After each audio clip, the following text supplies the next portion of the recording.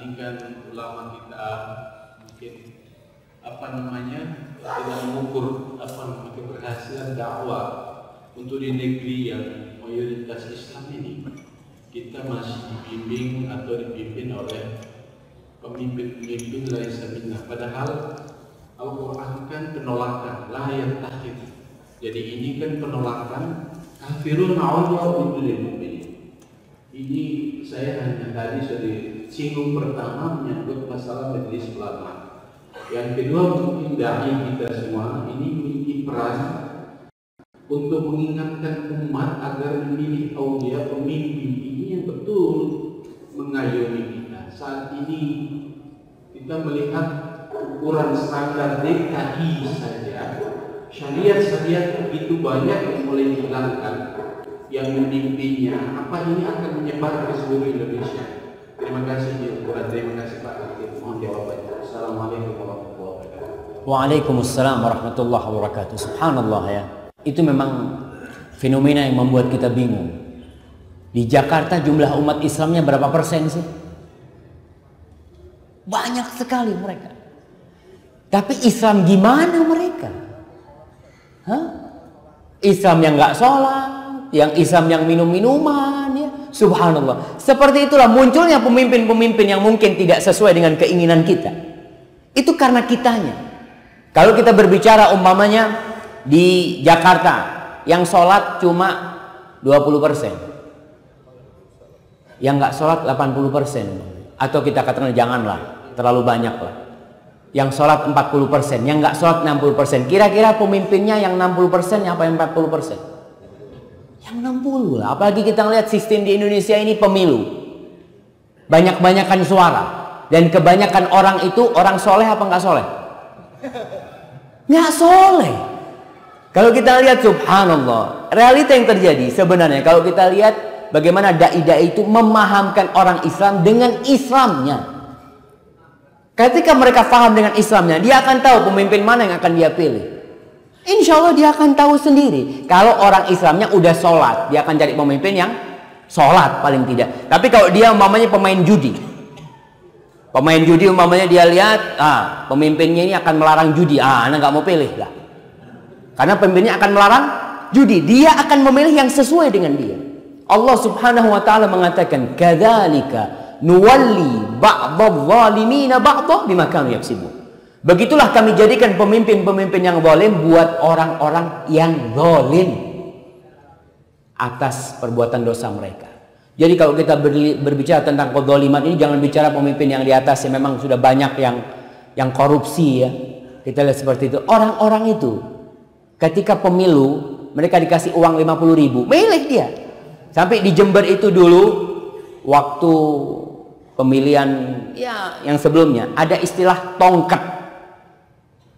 Tongkat itu bahasa Madura. Pilih nomor setong seket. Ente pilih nomor 1 dapat seket, dapat 50.000. Orang-orang itu nggak kenal sama fulan, dia nggak pernah tahu. Dikasih duit ya alhamdulillah.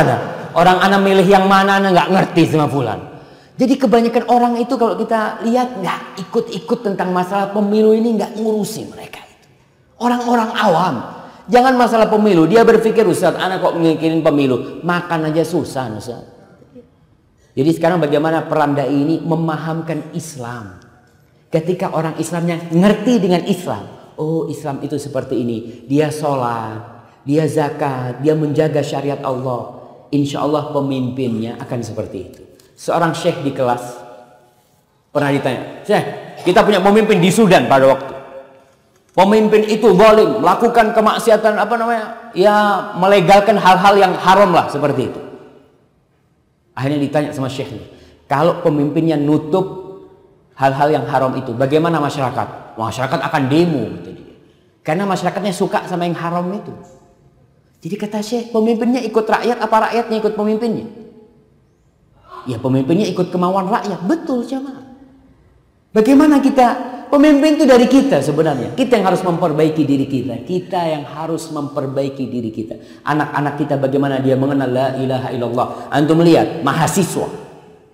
Mahasiswa ini adalah mungkin tulang punggung negeri kita masa depan. Untuk melihat model di kota-kota yang penuh mahasiswa. Tahun 90-an ya, atau hampir 2000-an saya membaca berita 93% apa 97 perempuan-perempuan di fakultas-fakultas itu udah nggak perawat. Mereka hidup di kos-kosan, nggak ada orang tuanya, nggak ada bapaknya, nggak pernah tahu bapaknya kapan tuh anak keluar, kapan anak itu pulang, udah dibuang di sana tuh anaknya sama dia. Tuh yang bakal mimpin nantinya seperti itu. Mereka yang bakal duduk di sana. Kalau ternyata yang bakal memimpin memang seperti itu ketika mereka kuliah, bagaimana kelaknya pemimpin depan?